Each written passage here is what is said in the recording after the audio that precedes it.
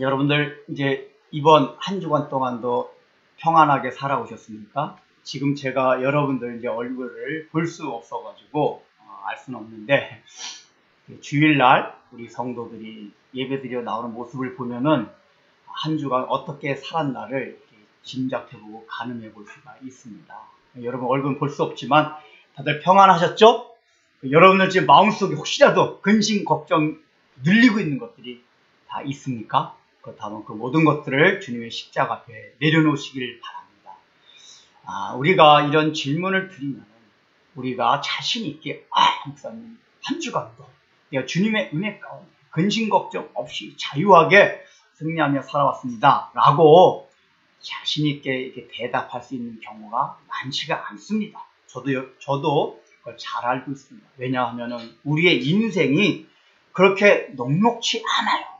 분명히 우리가 예수를 믿음에도 하나님을 사랑하려고 하는 마음이 있음에도 불구하고 연약한 우리 모습 때문에, 우리 자신의 육성 때문에 그렇게 근심 걱정하지 않고 자유하게 살고 싶지만은 그런 모습대로 의외로 살지 못합니다. 그리고 우리 모습도 그렇고 환경 자체도 우리가 요구하고 우리가 원하는 모든 환경과 상황이 늘 우리에게 주어지지가 않잖아요.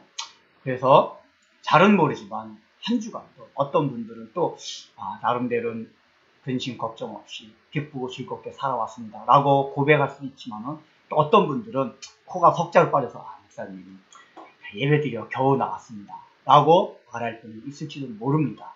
중요한 것은 그렇게 자유하게 근심 걱정을 벗어나서 믿음으로 승리한 분들이나 혹시나 승리하지 못하고 근심 걱정으로 늘려오고 살아온 분이나 우리는 다 뭐냐면 하나님의 자녀고 우리 주님께서 우리를 사랑한다는 그 사실을 전제로 하고 우리가 이 예배 자리에 임해야 될 줄로 믿습니다. 그래서 오늘 본문 주어진 말씀도 바로 우리 환경과 상관 가운데서 늘 근심하고 걱정할 수밖에 없는 그런 상황에 처해 있는 하나님의 자녀, 주께서 사랑하시는 사람들 향해서 주시는 말씀이 14장 말씀입니다. 오늘 14장 말씀뿐만 아니라 우리가 전에 13장 들어갈 때 얘기했듯이 13장부터 내용이 17장까지는 모든 일반 사람들을 향해서 얘기하는 것이 아니라 주님께서 특별히 사랑하셨던 또 제자들 입장에서 볼 때는 예수님을 정말 믿었던 그 제자들을 향해서 해주시는 고별 설교가 17장까지 이어지게 됩니다. 그런데 우리가 이제 13장까지 내용이 무엇이었습니까? 지금 상황을 보니까 제자들이 뭔가 예수님을 통해서 많은 영광을 얻을 줄로 생각을 했는데 지금 십자가에 못 박혀 돌아가기 전 물론 제자들은 모르고 있죠. 그 전날 밤에 여러 가지 상황과 예수님이 하신 말씀을 보니까 뭔가 심상찮다는 거는 적어도 제자들이 다 느끼고 있을 것입니다. 지난 시간에 한 바와 같이 베드로에게 결정적으로 너가 나를 오히려 팔게 될 것이다. 그러니까 이런 얘기들은 다 뭐죠? 지금 예수님께서 확실히 모르지만은 뭔가 굉장히 험한 길, 그리고 뭔가 고난을 당하는 길, 이런 길로 가게 될 것 같은, 정확하게 구체적으로는 알 수는 없지만은 그런 이제 이 심상찮은 그 분위기를 제자들이 다 느끼고 있을 것입니다. 그리고 지금 현재 분위기도 그렇지만은 예수님은 미래 일을 아시잖아요. 실제로 예수님이 못 박혀 돌아가신 다음에는 제자들이 뿔뿔이 흩어지고 신앙 공동체 자체가 거의 흩어지다시피 하게 됩니다. 그런데 실제적으로 제자들이 얼마나 근심 걱정에 눌려 있었습니까? 이미 예수님은 지금 현재 이 시점도 그렇고 예수님이 십자가에 못 박혀 돌아가신 직후에 제자들이 겪어낼 그 마음의 눌림과 고통들을 미리 아시고 지금 이렇게 설교를 하고 있는 겁니다. 그래서 그런 제자들에게 향해서 첫 번째 하시는 말씀이 뭐였냐? 너희는 마음에 근심하지 말라 라고 얘기를 합니다. 그러니까 이 얘기는 역설적으로 무슨 얘기냐 하면은 너희가 나를 사랑하는 제자들임에도 불구하고 늘 근심할 일이 너희에게 늘 생긴다 그 얘기입니다.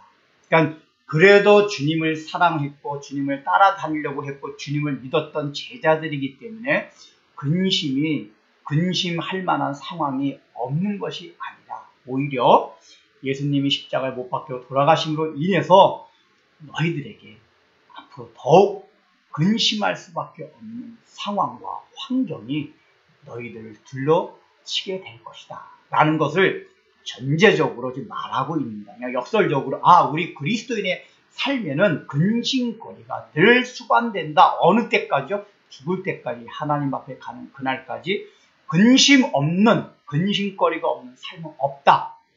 이것을 사실은 예수님이 하신 말씀 가운데 전제로 우리에게 얘기해주고 있습니다. 그래서 우리는 하나님 나의 삶 가운데 근심거리를 다 없애 주시옵소서, 해결해 주시옵소서 라고 물론 기도할 수 있어요. 우리의 믿음의 정도에 따라서 얼마든지 그런 기도하는 거 다 좋습니다. 그러나 중요한 건 뭐냐? 결과적으로 우리 주님께서 우리가 근심거리로 생각하는 모든 것들을 다 제거하여 주시지 않는다 그 얘기입니다.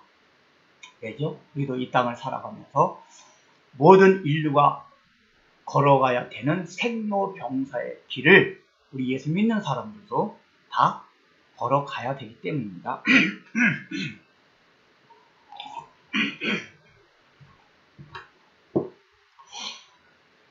그런데 다른 게 있습니다. 세상은 물론 우리 예수 안 믿는 사람들도 근심이라는 것 자체가 부정적인 것 때문에 근심 걱정하지 않기 위해서 나름대로 지혜를 발휘하고 이런 방법 저런 방법들을 간구해서 가능한 근심 걱정 하지 않고 살아가려고 합니다. 그래서 낙천적으로 살아가라, 긍정적인 사고방식을 가져라, 여러 가지 얘기들 해요. 그러니까 그런 우리 인간이 일반적으로 생각해낸 지혜들도 나름대로 좋습니다. 그래서 그나마 그런 방법들도 자기 삶이 잘 적용하면은 예수 안 믿는 사람들도 그나마 상대적으로 근심 걱정 덜 하면서 살아갈 수가 있습니다. 그러나 주님께서 우리에게 말씀해 주시고자 하는 것은 성경이 우리에게 말씀하시고자 하는 것은 무엇이냐? 그리스도인들은 본질적으로 예수 안 믿는 사람들과는 본질이 다른 사람이다. 그래서 너희에게 근심 걱정거리가 있지만은 근심을 하지 않을 수 있는 위치에 너희는 서 있는 사람들이다. 이것을 성경에서 먼저 말씀해 주고 있습니다. 그래서 너희는 근심거리는 있지만 너희는 마음에 근심하지 말라라고 선언적으로 주님께서 먼저 선포하고 계신 겁니다. 그래서 오늘 우리 이 자리에 앉아있는 우리 사랑하는 모든 우리 지체들도 혹시라도 지금 현재 나의 마음을 짓누르는 근심거리가 있다면 일단은 나의 마음과 주님, 내가 이 근심거리를 다 주님 앞에 십자가 앞에 내려놓겠습니다 라는 이 마음을 가지고 우리가 말씀 앞에 나오기를 소원합니다. 주님께서 이렇게 근심하지 말라라고 말씀을 해놓고 우리가 그러니까 제자들, 예수 믿는 사람들이 근심하지 않을 수 있는 이유를 오늘 3절까지 두 가지로 말씀해 주십니다. 그냥 무턱대고 근심하지 말라가 아니라 왜 너희가 근심하지 않을 수 있느냐 하는 두 가지 이유를 말씀해 주십니다. 이거는 물론 그리스도인들에게 해당되는 겁니다. 첫 번째, 근심하지 않을 수 있는 이유가 무엇이냐 하면은 1절에 보면은 하나님을 믿으니 또 나를 믿으라. 그 다음에 이제 3절에 내 아버지 집에 거할 것이 많고 내가 너희를 위해서 너희가 영원히 거할 그 처소를 예비하러 간다라고 두 가지를 이제 근심하지 말아야 될 이유로 제시해 줍니다. 우리가 첫 번째 이유인 하나님을 믿으니 또 나를 믿으라는 주님의 말씀에 대해서 한번 생각해 보고자 합니다. 지금 이제 제자들이 예수님께서 왜 너희가 근심하지 않아도 되는 이유 첫 번째를 하나님을 믿으니 또 나를 믿으라고 말씀해 주고 있습니까? 아까 서두에서 말씀드렸듯이 지금 주님께서 설교하는 대상은 예수 안 믿는 사람들이 아니라 예수님을 믿고 하나님도 믿는 유대인들이었어요. 이 사람들은 더군다나 예수님의 제자들은 대부분 바리새파에 속했던, 바리새파가 어떤 사람들이죠. 적어도 성경 말씀을 고집 그대로 믿었던 사람들이 바리새파 사람들이었어요. 그 전에 말씀드렸듯이 바리새파가 그런 형식적으로 흘러가는 믿음 본질을 보지 못해가지고 예수님께 책망을 많이 받았지만, 중요한 거는 예수님의 제자들이 다 바리새파 사람 가운데서 나왔다는 걸 우리가 주목해야 된다고 했습니다. 그건 왜 그러냐? 바리새파 사람들은 성경을 그대로 믿은 사람들이에요. 하나님을 철석하지 의지했던 사람들이에요. 예수님의 제자들은 일단은 그게 전제로 돼 있어요. 그러니까 적어도 오늘 설교를 듣는 여러분들은 이게 어떤 게 전제로 돼 있었냐? 저는 여러분들이 그런 믿음이 있을 것이라고 믿습니다. 어떤 믿음이죠? 우리는 하나님을, 내가 살아계신 하나님이 우주 만물을 지으신 분이다 하는 그 믿음이 있다는 것을 전제로 하고 이 말씀에 들어갑니다. 그러니까 만약에 창조주 하나님을 믿지 아니하고 내가 하나님을 신뢰하는 믿음이 없다면은 오늘 이 설교는 사실 공허한 설교예요. 사실 요한복음이 대부분 그런데, 제가 요한복음 처음에도 그런 얘기를 했지만은, 거듭나지 못한 사람, 다시 말해서 예수님을 구주로 영접하지 못한 사람들, 요한복음이 굉장히 힘들어요. 누누이 말씀드렸죠. 이게 윤리도대로 조금 옳게 살아가자, 서로 도우며 살아가자, 이렇게 사랑하며 살아가자, 아까 말했듯이 그냥 낙천적으로 근심 걱정하지 말며 살아가자 하는 지혜서가 아니란 말이에요. 본질적인 것을 말씀해 주는 게 요한복음이라서, 요한복음은 이 세상의 지식과는 상관없이 거듭나지 못하면 굉장히 어려워요. 안 들린다는 얘기예요. 그러나 저는 우리 교회에 나오는 대부분의 성도들은 예수님을 구주로 영접한 분들이라는 걸 다 저는 믿습니다. 물론 우리 마음껏 목사님 너무 부족한 게 많은데요. 말씀드렸잖아요. 제자들, 우리가 성경을 자세히 살펴보니까 제자들이 우리가 생각하는 것만큼 그렇게 믿음이 훌륭하지 않았어요. 굉장히 믿음이 있는 것 같으면서도 믿음이 형편없는 모습을 우리가 지난 시간까지 살펴봤잖아요. 그러니까 그런 제자들의 모습을 우리가 보면서 우리들로 현실 삶 가운데 믿음이 형편없는 사람은 어때요? 어떤 때 내가 정말 예수 믿는 사람이 맞는가? 라는 의문이 들 정도로 그런 믿음의 상태이긴 하지만, 그럼에도 불구하고 우리의 무의식 세계와 우리 잠재의식 속에 우리를 지배하는 건 뭐냐? 그럼에도 불구하고 하나님은 살아계시고 하나님이 천지만물을 지으셨고 예수님 나의 구주시다 하는 의식들이 우리 대부분에게 있단 말이에요. 그래서 그거를 기본 믿음으로 해가지고 우리가 이 말씀을 들어야만 합니다. 그러면 이 제자들은 너희가 그렇게 하나님을 믿으니 또 나를 믿으라 했단 말이에요. 그러면은 이 하나님을 믿었다는 것이 어떤 내용이냐? 지금 제자들이 예수님을 3년간 따라다니게 된 결정적인 동기도 그렇고, 지금 제자들은 예수님이 십자가에 못 박혀 돌아가시고 전혀 몰랐어요. 다만 예수님의 말씀에 은혜를 받긴 했어요. 또 따라다니다 보니까 예수님이 많은 기적들을 일으켜, 초자연적인 기적들을 일으켰어요. 예수님이 하시는 걸 보니까 구약 성경에 예언된 그 메시아가 분명하다. 그 메시아가 오시면 다시 다윗 왕국, 가장 유대인들이 가장 왕성하고 영화로웠던 그 다윗의 왕국을 다시 건설하겠다는 그 믿음으로 예수님을 따라다닌 거란 말이에요. 근데 이 믿음은 사실은 구약 성경을 믿었기 때문에 오는 믿음이에요. 다른 말로 하면 하나님을 믿고 신뢰했기 때문에 어쨌든 구약 성경에 예언된 그 메시아에 대한 예언, 물론 그 믿음이 부족한 건 사실이지만은 그 하나님을 신뢰하는 믿음으로 예수님을 따라다녔어요. 그러니까 지금 예수님의 말씀 뭐냐? 너희가 구약 성경에 하나님을 믿었기 때문에 이렇게 나를 따라다니지 않았냐? 즉 내가 구약 성경에 예언된 그 메시아라는 걸 믿음으로 여태까지 나를 따라오지 않았느냐? 그렇다면 이제 지금 너희가 근심하고 있는 것을 너희가 안다. 왜? 상황을 보니까 이거 뭔가 예수님이 로마 제국을 제압하는 게 아니라 분위기가 점점 좀 이상해져 간단 말이에요. 그리고 또 나중에 실제로 예수님이 십자가 못 박혀 돌아가시게 되면은 너희가 그때까지 하나님을 믿었던 것처럼, 즉 구약 성경에 예언된 메시아가 다윗 왕국을 다시 재건한다는 믿음을 갖고 있었지. 너희가 하나님을 믿기 때문에 그 믿음을 잃지 말고 그대로 그 믿음을 가지고 나도 그대로 신뢰하라. 왜 예수님을 신라고 했을까요? 예수님의 모습은 십자가에 못 박혀 죽는 모습이란 말이에요. 인간의 모습은 이해하기 힘든 모습이 이제 보여질 거란 말이에요.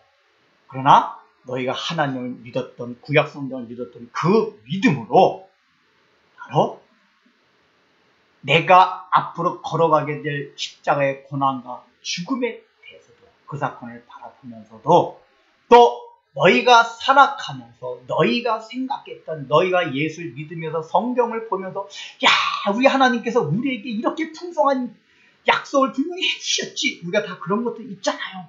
근데 그런 약속들이 우리가 생각하는 방향으로, 우리가 생각하는 그 관점으로 나타나지 않는다 하더라도 너희가 지금까지 믿어왔던 그 믿음대로 보이지 않는 상황 가운데서도 그 하나님을 믿어라, 그 얘기예요. 그러니까 여기서 사실은 하나님과 예수님은 삼일체 동일한 분이란 말이에요. 근데 하나님을 믿는 것처럼 나를 믿으라 하란 얘기 내용은 뭐냐?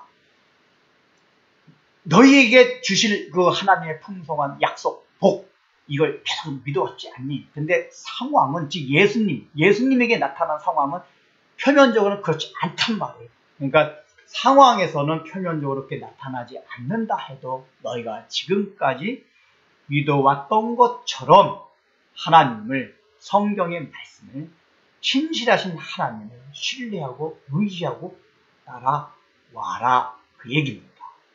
그러면서 여기 내용에 또 포함된 게 뭐냐? 우리가 이제 히브리서 기자가 히브리서 11장에서 그 얘기를 합니다.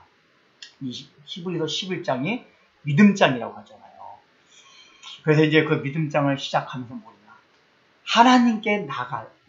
그러니까 믿음이 있는 사람은 하나님께 나가는 자다. 근데 하나님께 나가는 자는 어떤 자냐 하면은, 하나님께 나가는 자는 하나님이 살아계신 것과 그가 너희에게, 그를 찾는 이에게, 하나님을 찾는 이에게 상 주시는 이심을 믿어야 할지니라. 즉 하나님이 살아계시다는 것, 또 두 번째는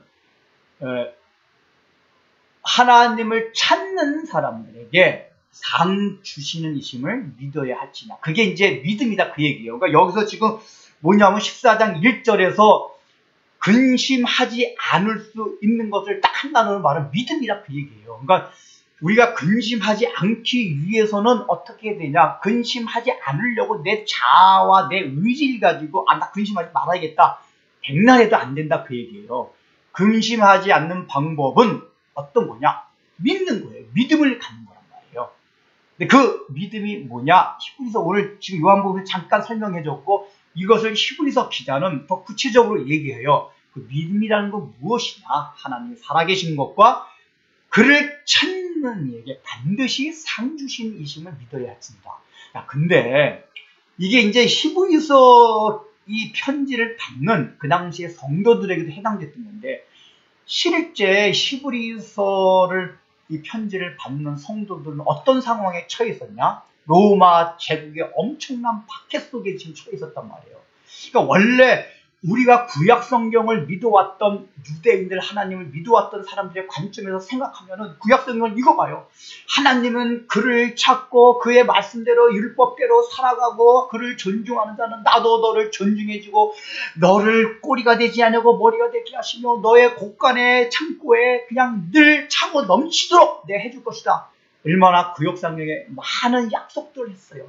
즉 성경에 약속된 모든 풍성함들을 우리에게 베풀어 주는 게 다른 말로 하면 상 주시는 이심이란 말이에요. 그러니까 여기서 상이라는 건 상장이 아니라 하나님께서 지금 이제 신약 성경이 막 기록할 당시까지는 구약 성경에 기록된 믿는 자에게 특별히 잘 믿어보려고 하고 하나님 말씀대로 살아보려고 하는, 지금 하나님을 막 찾아가는 이 사람들에게 주어진 그 약속, 이게 상이란 말이에요.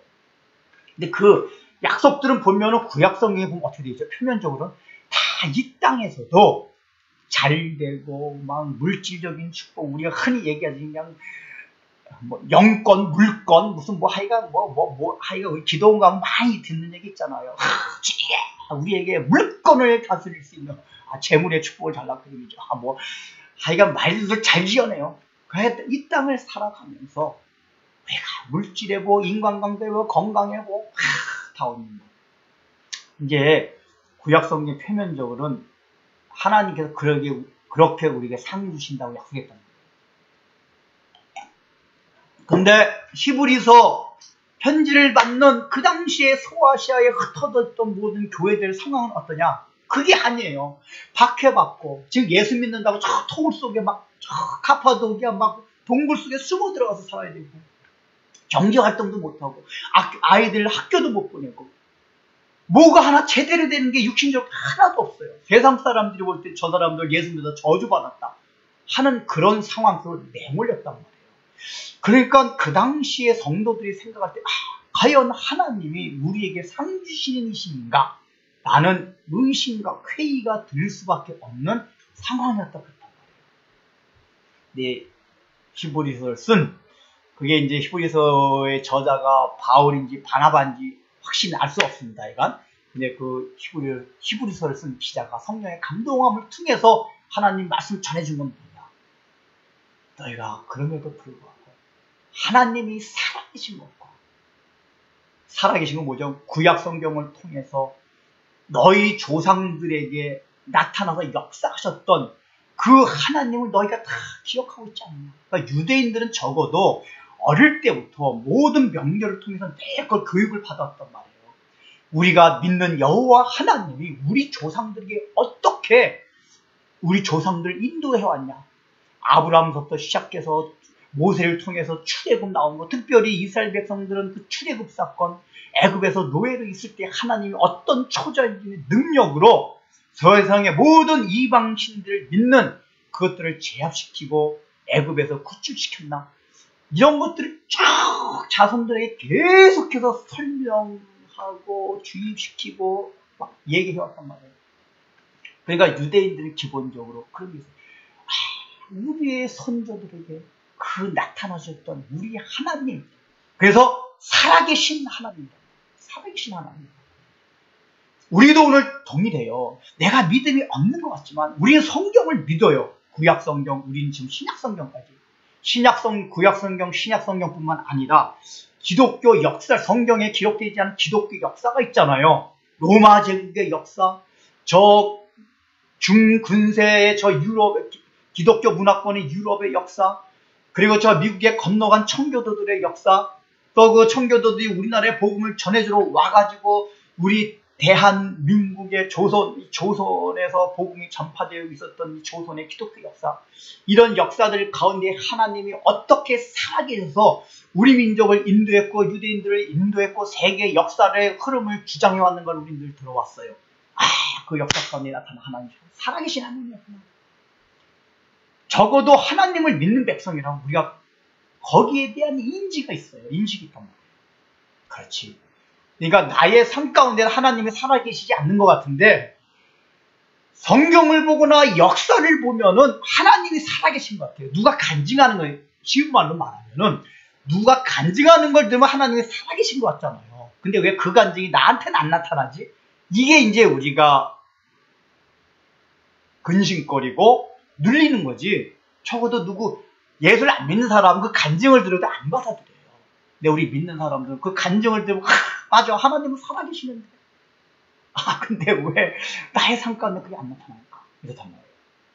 그래서 히브리서 기자가 이제 하나님이 살아계신 것과 이게 뭐야, 구약 시대를 다 일컬어서 너희에게 살아서 역사하셔도 그 하나님. 두 번째 뭐죠? 너희 상황은 그렇지만은 너희 잘 봐봐라. 그런 가운데서도 하나님께서 그렇게 다 힘들고 어렵고 고난이 오고 너희가 생각하는 상은 받지 못하는 것 같지만 역사를 보면은 너의 조상들을 바라보면은 결과적으로는 하나님이 실제적으로 그 상 주시는 이가 아니었냐라고 얘기하는 거예요. 그러니까 우리들 마찬가지야. 이 제자들에게 말하는 게 바로 그 얘기예요. 하나님을 믿으니 또 나를 믿으라. 지금 상황은 십자가를 지고 가는 막내가 심상찮은 그런 상황이지만 너희가 구약성경에서 얘기했던 그 살아계신 하나님, 또 하나님은 그를 참는 이에게 반드시 상을 주시는 심을 믿을지어다. 여러분 믿으십니까? 여러분들이 하나님을 찾고 또 구하는 그런 마음이 있다면 하나님 반드시 여러분들에게 이 성경에 약속된 모든 하늘나라의 풍성한 것을, 상들을 반드시 여러분들에게 갚아주실 것이다. 그 얘기예요. 그러니까 아무리 상황이 어렵다 하더라도 그걸 믿는 사람들이 바로 믿음이다. 그 얘기입니다. 우리가 이런 믿음을 갖자는 겁니다. 이 믿음이 있길 바랍니다. 예. 그 다음에 이제 두 번째는 이제 예수님이 근심하지 말아야 될 이유 뭐라고 말씀하셨죠? 3절에 내 아버지 집에 거할 것이 많도다. 그렇지 않으면 너희에게 일렀으리라. 내가 너희를 위하여 거처를 예비하러 가노니 라고 얘기를 하고 있습니다. 근데 여기 이제 일단은 좀 여기 좀 이렇게 국어사전적인 의미로 여러분이 좀 이렇게 의아해할 수 있는 요 이게 번역에서 좀 짚고 넘어가겠습니다. 여기 이제 2절 중간에 보면은 그렇지 않으면 너희에게 일렀으리라. 내가 너희를 위하여 거처를 예비하러 가노니. 2절 여러분 한번 찬찬히 읽어보세요. 내 아버지 집에 거할 것이 많도다. 그렇지 않으면 너희에게 일렀으리라. 내가 너희를 위하여 거처를 예비하러 가노라. 이게 어법상 지금 흐름이 맞는 것 같아요. 자, 보세요. 지금 이 뜻은 뭐죠? 예수님 말씀하신 뜻은 이제 우리가 알겠잖아. 너희가 근심하지 말아야 될 이유가 뭐냐면은 지금 너희가 보면 상황이 어려운 것 같지만 사실은 내가 아버지 집에 일단 거할 것이 굉장히 많어. 이거 이제 유대인들이니까 알아들 수 있는 말이에요. 아버지 집에 거할 것이 굉장히 많도다. 그리고 이제 그 다음에 이제 후반절에 그러겠잖아요. 내가 너희를 왜 더군다나 거할 것이 많은데 거기다가 덧붙여서 내가 또 특별히 너희들, 제자들 너희들을 위해서 거처를 지금 예비하러 갈 거야. 지금 너희가 이제 앞으로 모르겠지만은 지금 너희가 심상찮게 생각하는 뭔가 이 분위기가 올 것 같은 그런 상황이 사실은 내가 너희들 아버지 집에 그 거할 곳이 많은데 거기다가 덧붙여서 너희 거할 곳, 아주 풍성한 하나님의 집, 하나님 나라의 그 집을 내가 예비하기 위해서 간다 그 얘기예요. 그러니까 여기 지금 중심은 뭐냐면 하나님 집에 거할 것이 많고 내가 거기다가 더 너희 거할 것을 예비하러 간다 그 얘기인데 거할 것이 많도다 하고 그렇지 않으면 너희에게 일렀으리라. 이게 지금 어법상 문맥 흐름상 맞습니까? 안 맞잖아요. 설교 들을 때는 뇌를 빼고 예배에 참석하시면 안 됩니다. 하나님이 주신 지성도 잘 사용해야 돼요. 이거는 여기 뭐 깊은 신학적인 오묘한 의미가 있어서가 아니라 번역이 좀 이제 잘못됐습니다. 여기 원래 이제 원문상에는 이렇게 점 찍고 따옴표 있는 요런 이제 이게 있는 건데 이게 이제 원문상에는 원래 그런 음표가 우리말에서는 되게 이게 마침표로 맞힐 때 그런 걸 쓰지만은 우리나 헬라어에서는 이게 의문문을 쓸 때가 있단 말이에요. 그래서 원래는 뭐냐면 너희에게 일렀으리라 이게 보니까 너희에게 내가 이르지 않았겠느냐 그 얘기예요. 그래서 이거를 보면은 공동번역 제가 이제 지금 우리가 보면 개역개정이잖아요. 보면은 뭐 새번역도 있고 표준 새번역도 있고 여러 가지 번역이 있는데 다 제대로 원문상의 번역을 제대로 해놓지 않고 공동번역만 그대로 원문상의 걸 제대로 번역을 해놨더라고요.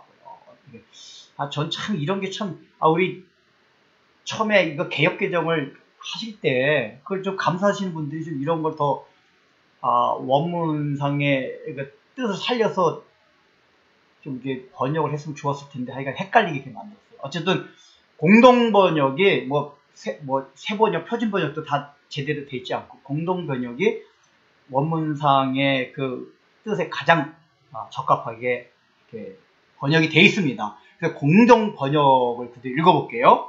내 아버지 집에는 거할 곳이 있을 곳이 많다. 그리고 나는 너희가 있을 곳을 예비하러 간다. 만일 거기에 있을 곳이 없다면 내가 너희에게 이렇게 말하겠느냐 그 얘기예요. 다시 한번 합니다. 내 아버지 집에 있을 곳이 많다. 그리고 나는 너희가 있을 곳을 마련하러 간다. 만일 거기에 있을 곳이 없다. 그러니까 만일 그렇지 않다면 내가 지금 너희에게 이렇게 말하겠느냐. 그 뜻이에요. 그러니까 이렇게 얘기하니까 문맥상 이렇게 흐름이 바로 들어오죠. 자, 이 얘기는 뭐죠? 내용이 예수님께서 지금 내 아버지 집, 내 아버지 집은 유대인들도 알아들어요. 하나님의 아버지 집에 거할 곳이 많이 있어요. 그리고 거기다가 또 내가 너희가 있을 곳을, 아버지 집에 있을 곳만 말은 거예요. 특별히 너희가 있을 곳을 내가 또 예비하러 간다라고 얘기를 해요. 근데 만약에 너희가 있을 곳이 예비되어 있지 않으면은, 그렇지 않다면 내가 지금 너희에게 이렇게 말하겠느냐, 그 얘기란 말이에요. 그러니까 이게 핵심이 뭐죠? 지금 내가 뭔가 너희가 이게 지금 생각하고 있는 심상찮은 분위기, 또 조금이면 너희가 근심하고 걱정할 수밖에 없는 그 사건, 이 사건은 뭐죠? 예수님의 십자가에 죽으신가? 고난의 사건이에요. 좀 더 지나보면 부활, 승천까지 다 포함이 돼요. 이 사건들은 다 뭐하냐?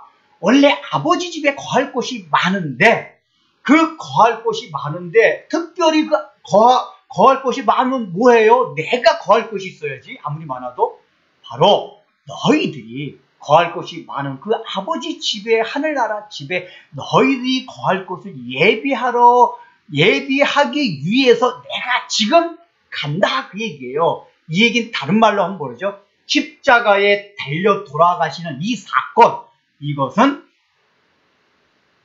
아버지 집이 원래는 참 거할 곳이 많은데, 그 거할 곳이 많은 가운데서 내가 거할 곳이 있도록 하기 위해서 가는 길이, 예비하러 가는 길이 십자가의 고난과 죽으심의 길이다, 그 얘기예요. 예수님 이걸 말씀해 주신 거예요. 이걸 이제 읽지 않으면 내용이 우리가 선뜻 안 들어와요. 우리가 이거 자세히 읽지 않아서 그렇지, 주님께서 내가 너희를 왜 거처를 예비하러 간다 그러니까, 예비하니까 뭐 하늘나라에 어떤 집을 또 만들어 놓나? 이렇게 이해하는 분들이 있더라고요. 이미 하늘나라의 거처는 창세 전부터 완성돼 있어요. 따로 주님께서 예비할 필요가 있는 게 아니에요. 실제 우리가 거할 하나님 나라의 집은 따로 이렇게 마련한다는 얘기가 아니라, 그 예비하는 건 뭐냐? 우리가 못 들어가요. 거할 곳이 있는데 들어가게 하기, 예비한다는 거, 들어가게 하기 위해서 십자가에 죽으셔만 했단 말이에요. 죽으시고 부활해서만 했단 말이에요. 바로 너희가 지금 근심하고 걱정하는, 심상찮게 생각하는, 이제 몇 시간 후면 일어날 그 일들은 다 뭐냐? 내가 아버지 집에 너희가 거할 곳을 예비하기 위해서 가는 것이다 라고 주님께서 얘기하는 것입니다. 물론 제자들은 지금 이 시간에는 그것을 깨닫지 못했겠지만 나중에 이걸 깨닫겠죠. 십자가 사건이 우리를 위해서 하나님의 나라에 우리가 거할 집을 예비하러 가신 거였구나, 그 얘기란 말이에요. 예수님 하늘에 붕 떠가지고 하나님 나라에 집 지으러 가신 게 아니고.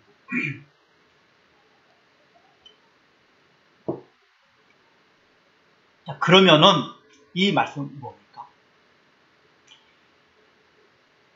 적어도 유대인들은 구약 성경을 통해서 하나님 나라에 대한 개념이 오늘날의 우리와 같은 천국에 대한 개념까지는 아닌데, 하나님의 나라에 대한 개념을 가지고 있었어요. 특별히 그게 이제 아브라함 때, 제가 이제 그전에 설교할 때 이런 일이 여러 번 드렸는데, 계시의 점진성, 아브라함, 모세 때만 해도 이런 천국에 대한 개념이 희박했었는데, 묵시문학, 바벨론 포로 이후에 선지자들 통해서 하나님이 이런 계시를 굉장히 많이 주셨어요.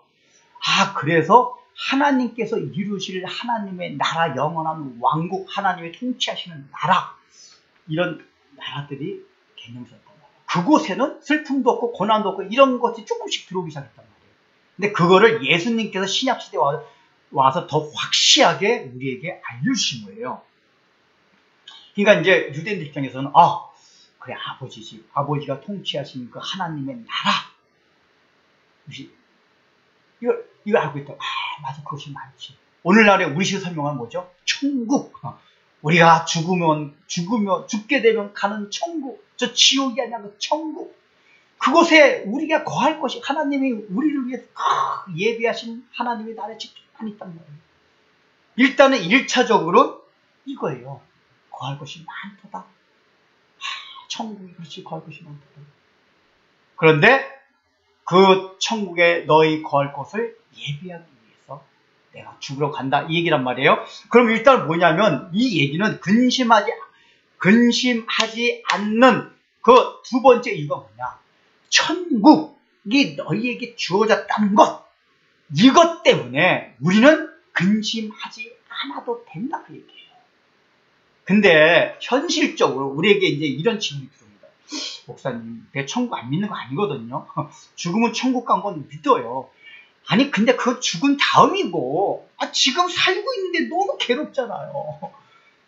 이런 괴로운 상황 속에서 나중에 죽으면 뭐 하늘나라 간다. 이런 게 여러분 실감이 되십니까? 안 돼요. 우리 거의 대부분은 그게 실감이 안 돼요. 그러니까 실감이 안 되기 때문에 늘 근심 걱정을 하면서 살아간다고 얘기해요. 근데 우리 예수님의 말씀은 뭐냐? 너희가 근심하지 않기 위해서는 죽은 다음에 가는 천국뿐만 아니라 너희의 삶 가운데서 천국이 임할 것을 반드시 믿고 살아가야 된다. 또 너희 마음에 천국이 임한다는 것은 뭐냐? 예수님의 십자가의 죽으심을 통해서 반드시 너에게 그 천국이 주어지게 돼 있다. 이걸 사실 말씀해 주는 거예요. 그래서 이제 오늘은 제가 이제 포인트를 죽은 다음에 가는 거기 포인트를 맞춰서 하게 되겠지만은 이제 요한복음을 계속 우리가 읽어 나가다 보면은 요한복음에서는 제가 그전에도 말씀을 드렸지만 영생, 그러니까 요한복음에 구원이라는 단어를 안 쓰고 영생이라는 단어를 쓴다 그랬잖아요. 근데 이 영생이라는 단어가 단순하게 죽은 다음에 가는 어떤 물리적 세계, 우리는 그 어떤 형태로 존재할지 우리가 모릅니다. 다만 요한계시록에는 그 12진주군이 있고 거기 막 뿔끼리 있고 막 황금으로 돼 있고 이런 식으로만 표현돼 있어요. 근데 그게 실제로 황금, 우리가 지금 이 세상에서 황금이 대단한 것 같지 우리가 새로운 육체 변화받으면 그 황금 같은 게 사실 돌이나 황금이나 아무 의미가 없단 말이에요. 차이가 없단 말이에요. 다만 이 말씀을 받고 있는 이 세상 가운데 황금, 다이아몬드 이런 게 가장 시험찬란하기 때문에 하나님이 요한한테 계시 준 거란 말이에요. 그래서 그게 그 하나님의 나라가, 그러니까 우리가 죽고 난 다음에 예수님이 재림하신 이후에 그 우리에게 오는 하나님의 나라가 물리적으로 우주 공간에 어디에 있는 것인지 그렇지 않고 또 우주 공간 아닌 어떤 세계에 있는 걸 우리는 알 수는 없어요. 그걸 우리가 이해의 영역을 넘기 때문에 삼천 공간의 우리의 이 인식을 가지고 이해할 수 없기 때문에 성경이 그런 걸 자세히 써놓진 않지만은 어쨌든 그런 세계가 있는데 중요한 건 뭐냐면은 그 죽은 다음에 예수님이 재림하신 이유뿐만 아니라 요한복음에서 강조한 게 뭐냐면은 이 땅을 살아가면서 현 세상, 이 세상 가운데서도 믿는 자들은 그 천국을 누리게 돼 있다 그 얘기예요. 이게 약속이다 그 얘기예요. 저 죽어서 가는 것뿐만 아니라 이걸 우리가 명심해야 돼요. 요한복음을 보면서.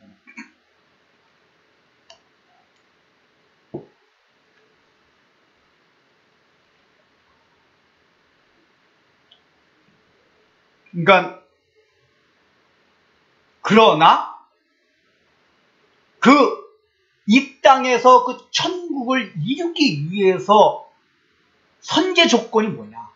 죽은 다음에 가는 천국을 믿지 아니하고 죽은 다음에 예수님이 재림하신 이후에 우리가 얻게 될 하나님의 나라를 확신하지 않으면은 이 땅에서의 진정한 천국도 어렵다 그 얘기예요. 그러니까 이걸 자유주의 신학자들, 진보주의 쪽 신학자들은 주로 죽은 다음에 가는 천국을 강조를 안 해요. 이 땅에서 유토피아 같은 사랑을 많이 하고 평화를 하고 자꾸만 낙천적인 사고방식을 가지고 그렇게 살아가지고 이 땅에서 천국을 이루자. 그건 반쪽이에요. 그러나 우리가 믿는 믿음은 그게 아니에요. 죽은 다음에 천국이 있고 재림 이후에 물리적인 천국이 있기 때문에 오늘날 현재 이 땅에서도 믿게 된다. 천국이 있다. 근데 중요한 건 뭐냐? 그렇게 성경적인 천국에 대한 믿음을 가졌던 우리 복음주의권이 뭐가 약했냐면은 너무 이 현 세상은 무시하고 죽은 다음에 가는 천국만 강조하다 보니까 외부 사람들이 볼 때는 맨날 피안의 세계, 도피하는 것 같은 이런 인상을 우리 그리스도인들이 줬어요. 그래서 무신론자들이었던 공산주의자들, 그러니까 공산주의자들은 종교, 특별히 이 공산주의가 유럽에서 태동이 된 거기 때문에 그 사상이 기독교 문화권에서 태동됐단 말이에요. 근데 공산주의가 왜 유물론자들이 됐냐면은 저 공산주의자들이 가만 생각해 보니까 기독교가 맨 앞편 먹는 사람 같아요. 맨날 죽은 다음에 가는 천국, 이렇게 해롱해롱. 이 땅에서 문제는 하나도 해결이 안 되는데, 우리 죽은 다음에 천국 갈 거야. 이것만 가지니까 현실적인 문제는 하나도 해결할 생각은 안 하고, 우리는 그냥 죽은 다음에 천국 갈 거니까. 그러니까 이 사람들이 공산주의자들이 생각할 때, 유물론자들이 생각할 때는 기독교는, 특히 종교가 기독교는 아편이다. 아편에게 쓸 게 없잖아요. 아편을 먹을 때만 해롱해롱 해가지고 막 기분 좋단 말이에요. 환각같이. 그러니까 너희들은 죽은 다음에 가는 천국, 환각, 그거 있다. 그러니까 이거는 무슨 얘기냐면 그런 공산주의자들이 태동될 때 기독교가 잘못 나가고 있었다 그 얘기예요. 왜냐? 기독교는 죽은 다음에 천국을 믿기 때문에 이 땅에서도 누린 천국을 보여줬어야 돼요. 그러니까 오늘날도 동일해요. 우리 복음주의, 보수주의, 기독교가 잘못하는 게 뭐냐면 세상 사람들한테 죽은 다음에 가는 천국, 세상 사람 몰라요. 믿지도 않아요. 그러나 이 현실 속에서 우리가 어떻게 하나님의 나라를 누리고 있나? 이걸 보여줘야지. 기독교인들이 생각하는 그 천국이 피안의 세계, 도피. 그러니까 저 사람 생각하면 막 도피, 막 피안의 세계. 막 구름 위에 둥둥둥 떠다니는 사람들. 이렇게 생각하지 않는단 말이에요. 이게 지금 예수님이 말씀해 주시고자 하는 건 뭐냐? 너희가 죽은 다음에 가는 천국. 그걸 먼저 확실하게 믿어야지만 그게 가능해요. 근데 그걸 믿는데 왜 현실성에서 누리지 못하나 그 얘기예요. 아니, 여기에 대한 문제를 살펴봐야 돼요. 우리 다 믿잖아요. 여러분, 죽은 다음에 가는 천국 다 믿죠? 오늘 이 시간 예배 끝나자마자 갑자기 하나님으로 데려가신다면 천국에 가실 수 있습니까? 아멘! 목사님, 제가 지금 부족한 게 너무 많았어요. 우리가 그런 얘기 하잖아요. 주님, 지금 재림하시면 안 됩니다. 제 모습이 너무 창피해서요. 그래서 우리가 요한복음에 계속 얘기했잖아요. 이 제자들의 모습이 형편없어요. 그럼에도 불구하고 예수님 이들을 사랑하시고 구원하신 거예요. 지금 오셔도 우리는 천국에 갈 수 있어요. 그 믿음 일단 가지셔야 돼요, 여러분들. 우리의 모습은 부끄럽다 할지라도 지금 요한복음을 통해서 계속 보여주신 거예요. 지금 당장 예수님이 재림하신다 해도 주여 쏘시옵소서라고 뛰어나갈 수 있어야 돼요. 제가 맨날 얘기하잖아요. 제가 여러분들과 말씀대로 잘 살고 그래가지고 주님 막 오시면 그냥 버릇먹고 주여 뛰어가지고 그럽니까? 아니에요. 저도 여러분과 다 동일하잖아요. 우리가 다 거기서 거기죠. 100보, 200보. 도토리 키재기예요. 그럼에도 불구하고 저는 이제 이걸 믿는단 말이에요. 제자들 보면서 이렇게 부족함에도 불구하고 나를 사랑하시는 우리 주님. 그걸 십자가를 통해서 보여주셨어요. 그걸 내 믿음으로 받아들이는 거란 말이에요. 그렇기 때문에 지금 주님께서 오신다 해도 제가 부족하고 허물이 많잖아요. 주님 뛰어나가고 있습니다. 이 믿음을 가지세요. 그래서 제가 보기엔 어쨌든 간에 여러분들이 확신 없다 할지라도 천국을 다 믿어요. 근데 확신이 없기 때문에 이 땅, 그러니까 죽은 다음에 가는 천국에 대한 확신이 없기 때문에 이 땅에서 천국이 이루어지지 않는다. 그러니까 이 땅에서 천국이 이루어지면은 근심 걱정이 하지 않게 된단 말이에요. 그러면은 어떻게 하면은 저 죽은 다음에 가는 천국도 확신이 있을까? 첫 번째, 거기에 대한 첫 번째 문제. 묵상을 해야 돼요. 하늘나라에 대한 묵상을 많이 하셔야 돼요. 근데 이게 사실 굉장히 힘들어요. 오늘날의 특별히 이 시대 자체가 너무나도 평화로운 시대잖아요. 그리고 우리로 하여금 신기루를 보고 현실로 착각하게 하게 되는 지금 이제 메타버스라는 게 또 이제 요새 화두잖아요. 메타버스? 가상세계. 지금 현재도 우리가 살고 있는 게 사실 가상세계인데 그 가상세계 가운데 또 가상세계를 만들어요, 사람들이. 이제 이 기계 문명이 점점 발달돼가지고 가상세계에 가상세계 만들어가지고 그걸 즐기도록.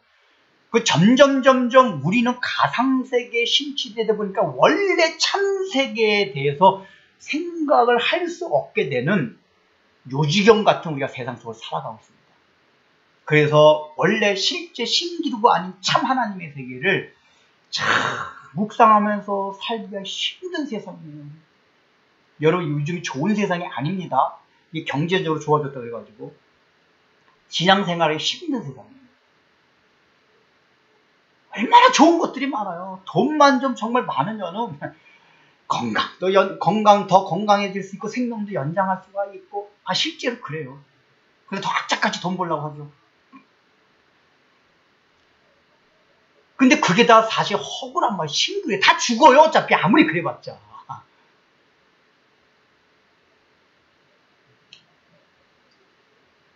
그래서 하나님의 나라에 대한 묵상을 참 하기가 힘듭니다. 여러분들이 그리고 그런 우리의 시대가 그렇고, 또 하나는 뭐냐면은 나이가 어린 사람들, 예를 들면 이제 죽을 날이 며칠 안 남은 80대 90대 되신 분들은 하나님의 나라를 묵상하기 쉬워요. 근데 지금 10대 20대 한참 꿈 많은 나이, 이런 요 세대들한테 하나님의 나라를 묵상하라, 이게 얼마나 힘든지 아세요? 왜냐면 그 사람 그때는 정말 꿈을 가지고 뭐 진취적인 기상을 가지고 살아가야 된단 말이에요. 근데 이 아이들한테 하늘나라를 묵상해라. 그러니까 여기서도 뭐가 우리가 대두가 되느냐. 그 하나님의 나라를 생각할 때 죽은 다음에만 생각하니까 피안의 세계가 되고 현실 도피적이 되고, 나 공부하기 싫은데 잘 됐다. 하나님의 나라를, 하나님 공부 안 해도 되는 그 하나님의 나라 빨리 오게 해주세요. 옛날에 우리 때 우리가 그런 얘기 농담으로 하고 막 그랬었어요. 하나님의 나라 묵상을 하니까 공부해도 공부 성적도 안 오르고, 하나님 공부 안 해도 되는 행복한 나라, 하나님의 나라 빨리 오게 해주세요. 돈 벌기 너무 힘든데.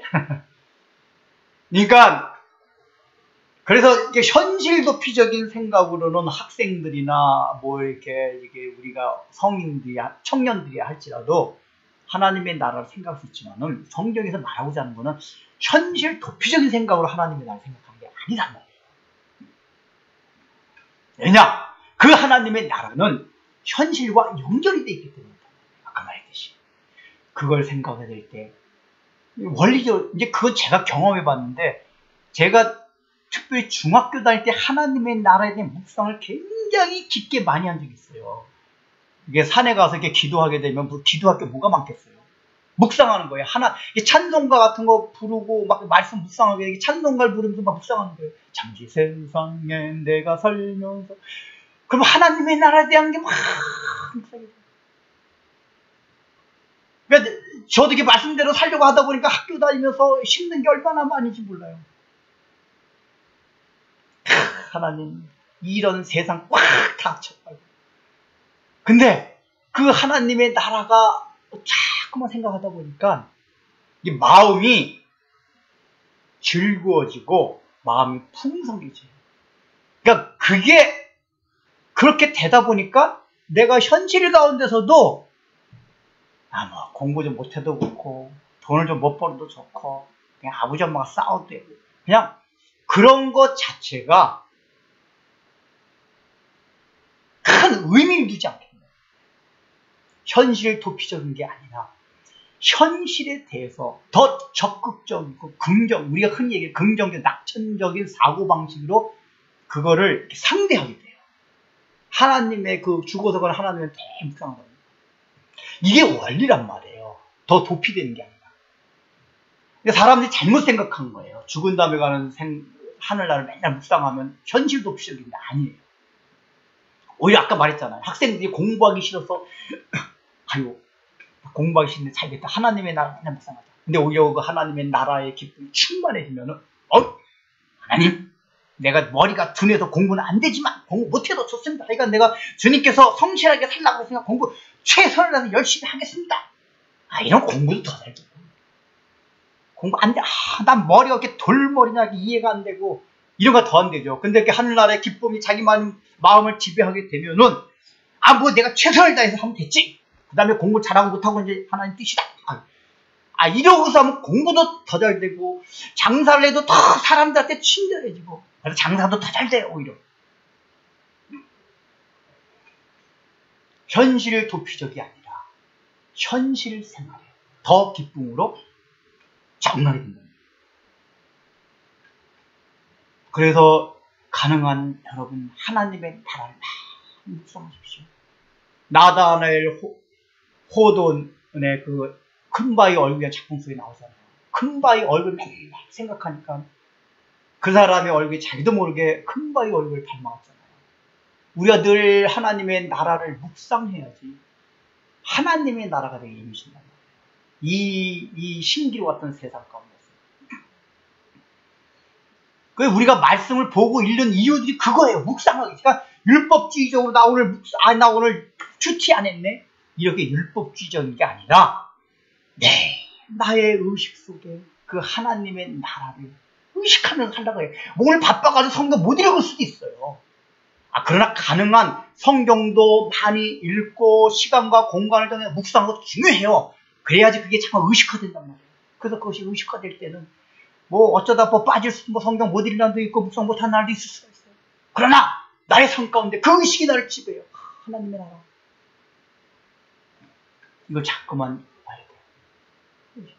그래서 역사적으로 보면 하나님의 나라를 생각하는 사람만큼 금신 걱정 다 안 하고 살았어요.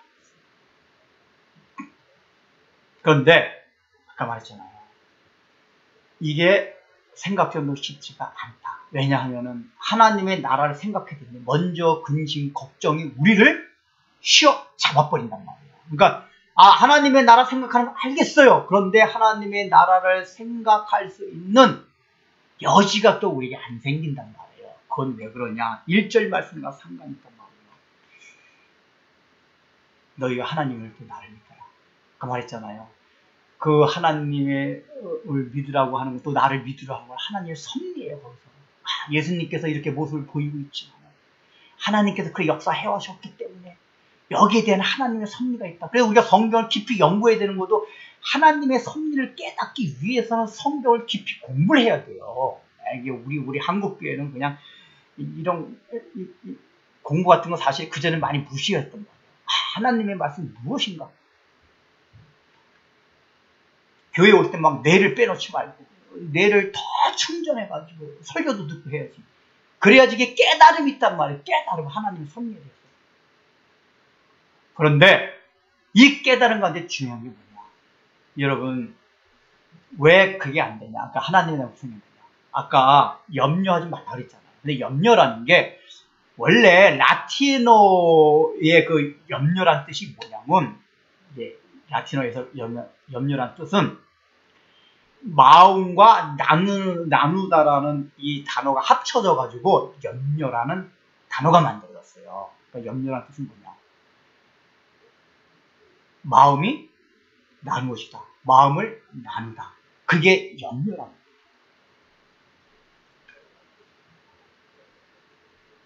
결국은 뭐냐면은 염려라는 건 내 마음이 어디에 딱 집중되지 못할 때 염려가 됩니다. 그 얘기예요.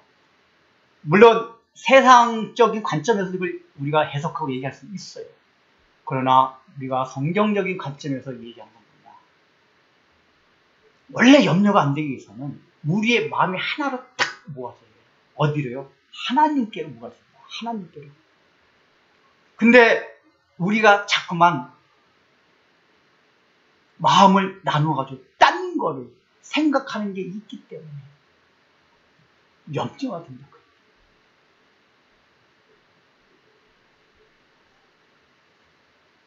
여러분들 지금 마음 가운데 하나님 아닌 다른 것들이 마음에 얼마나 많이 있습니까?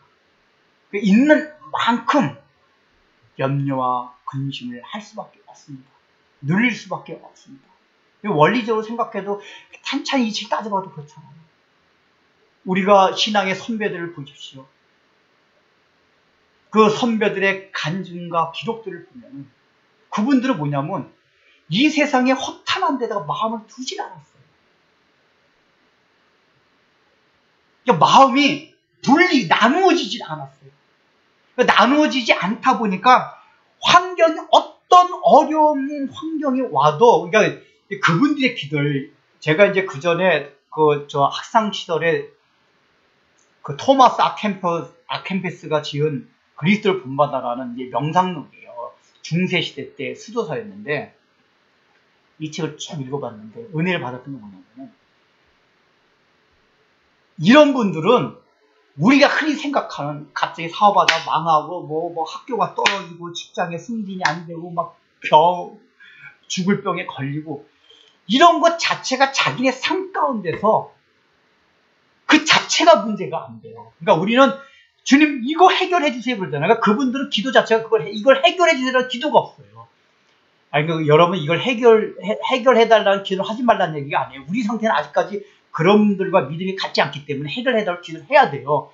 그러나 이제 말씀드리고자 하는 건 뭐냐면, 믿음이 그런 분들은 어떤 믿음이냐, 마음이 갈리지 않았던 분들, 오직 하나님께로 마음 딱 일편단심 향해 돼 있어요. 집중이 돼 있어요. 그러니까 이러다 보니까 뭐 건강을 잃고 돈을 잃고 이런 것 자체가 문제가 안 돼요. 문제가 안 되다 보니까 하나님의 나라를 묵상합니다. 그래서 근심 걱정이 안 돼요. 그러니까 이제 결론을 맺겠습니다. 내 마음 가운데 내가 분명히 다 예수 믿는데 왜 이렇게 근심 걱정이 많을까? 결론은 그겁니다.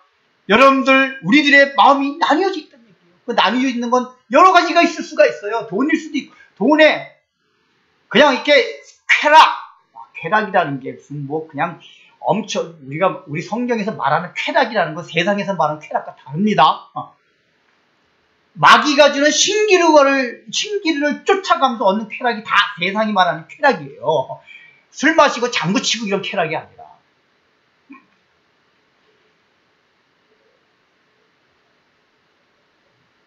아니면은 사람들로부터 얻는 칭찬 이런데 마음을 빼앗긴다든가, 다 여러 가지일 수가 있어요.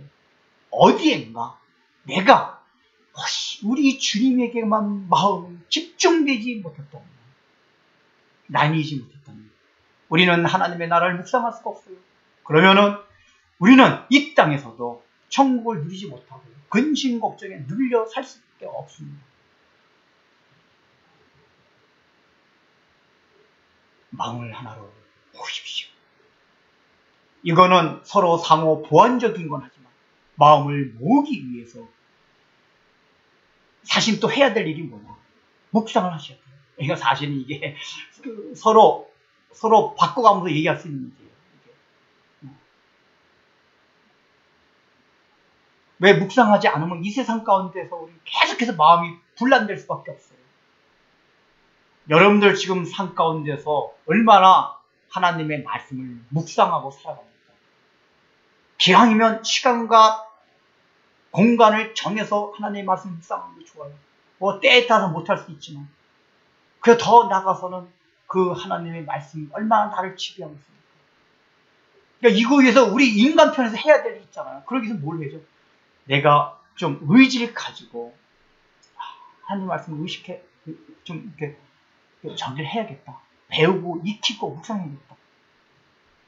이걸 의지를 가지고 해야 된다는 거예요. 그렇지 않게 되면 우리가 하나님의 나라를 묵상할 수가 없습니다. 마음이 계속해서 갈려질 수밖에 없습니다.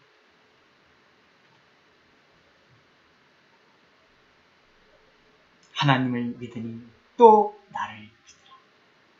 내가 너희를 위하여 예비하러 가노라. 여러분, 그 하늘나라, 우리 주님께서 우리에게 예비한 우리가 돌아갈 고향, 인류가 살아오면서 얼마나 고향 땅을 그리워합니까? 대중가요도 그렇고 세계에 흩어진 모든 민요들도 그렇고 그 이 고향 땅에 대한 그림이 얼마나 많습니까? 우리는 그 고향 땅을 향해서 가는 나그네들, 그곳에 가면 나를 사랑하는 부모 형제들, 나를 반겨줄 부모 형제들이 있어요. 이건 그 나라가 그러시지 않으세요? 여러분이 이 땅에서 아무리 잘 살아봐요, 아무리 돈을 많이 벌고 명예를 얻고 사람들도 칭찬을 받고 건강하게 산다 해도 결국은 죽을 수밖에 없는 게, 우리에게 결국은 슬픔과 고통을 줄 수밖에 없는 게 우리의 인생이 아닙니까? 근데 그런 나그네 길 가운데서도 우리는 영원히 돌아갈 그 고향 땅, 부모가 있다는 거. 그 고향 땅이 있다면 우리가 잠시 죽어가는 장병이 이제 군대를 제대하고 고향 땅으로 사랑하는 부모 형제가 있는 그 땅으로 가는 우리 제대한 장병이 완행열차를 타고 12시간 힘들게 가면 일어나서 가지만 그게 힘들다고 느껴지겠어요? 야, 내가 이제 힘든 이 군대 생활 가운데서 이제 끝마치고 날 사랑하는 부모 형제가 있는 그곳으로 내가 가는 거야. 물론 그거 가는 것도 기왕이면 특급 열차 타고 새마을호 타고 뭐 KTX 타면 더 좋죠. 그러나 완행열차를 타고 일어서 간다 해도 즐거운 게 그 지긋한 군대 생활을 마치고 고향 땅으로 돌아가는 군인의 마음이에요. 이게 우리의 마음이 되어야 합니다. 이렇게 봉헌기도 합니다. 주님, 험난하고 스스러운 이 땅을 살아가면서 결국은 사단이 주는 신기루 현상을 보면서 그것이 참된 것처럼 평생 속아 살다가 결국은 죽음이라는 궁극적인 고통을 당할 수밖에 없던 저희들에게 주님께서 십자가에 대신 못 박혀 돌아가심으로 저희가 머물 수 있는 하늘나라의 처소를 예비하고 마련해 주시사 그 나라에 들어갈 수 있는 자격을 주시고, 그리함으로 우리가 이 험난하고 수고로운 세상을 살아가면서도 참으로 저 세상 사람들과 같이 마음이 나뉘어져서 근심하며 걱정하는 것이 아니라 하나님의 나라를 생각하며 하나님께 집중한 걸 통해서 걱정하지 아니하고 근심하지 않을 수 있는 놀라운 특권을 허락해 주심에 감사하며 주님께 봉헌합니다. 이런 놀라운 특권을 받았음에도 우리가 주님, 세상을 살아가면서 세상 사람들이 가장 좋아하는 돈 때문에 그런 신기루에 빠져서 하나님 아버지, 우리의 마음이 갈려지고 나뉘어진 것이 얼마나 많이 있었습니까? 또한 우리가 돈을 버는 것을 통해서 얻어지는 명예와 쾌락과 또 건강과 다른 것들 때문에 우리의 마음이 나뉘어지고 하나님의 나라를 묵상 못해서 우리가 그리스도임에도 불구하고 여전히 근심하고 걱정하는 그런 자리에 있다면 이제는 그 자리에서 벗어나서 분명히 주님께서 우리에게 하여 해주신 놀라운 약속들, 하나님을 찾는 자들에게 주신다는 그 상, 하늘나라의 모든 풍성함들을 우리가 죽어서 가는 그 천국뿐만 아니라 오늘날 살아가는 이 고난이 점철된 이 인생 가운데서, 고난 가운데서도 하늘나라를 만끽하며 하늘나라의 풍성함을 날마다 시마다 분마다 초마다 누리며 살아가는 우리 그리스도인들이 다 되게 하여 주옵소서. 바로 그렇게 사는 것이 우리가 주님을 위해서 무엇을 하는 것이 아니라 그렇게 사는 것이 주님 앞에 참된 봉헌되는 삶임을 깨닫고 이 자리를 나가는 우리 사랑하는 성도들이 다 되게 하여 주옵소서. 예수님의 이름으로 기도드립니다. 이제는 우리 구주 예수 그리스도의 무한하신 은혜와 하나님 아버지의 놀라우신 사랑과 성령님의 감동과 건면하심이 오늘 이 말씀을 듣고 신기루와 같은 세상 속에서 마음을 빼앗겨 우리 주님께로 하나님의 나라로 집중하지 못했던 우리의 마음을 돌이켜 오직 하나님께로 하나님의 나라를 집중하며 그것을 통하여 우리의 마음이 하나가 되고, 그래서 이 땅을 근심하며 살아가는 것이 아니라 주님께서 우리에게 약속하셨던 한날의 모든 축복과 상들을 이 땅을 살아가면서도 마음껏 받아 누리기를 소망하는 우리 사랑하는 성도들 위에, 삶 위에, 심령 위에 이제부터 영원토록 함께 있을지어다.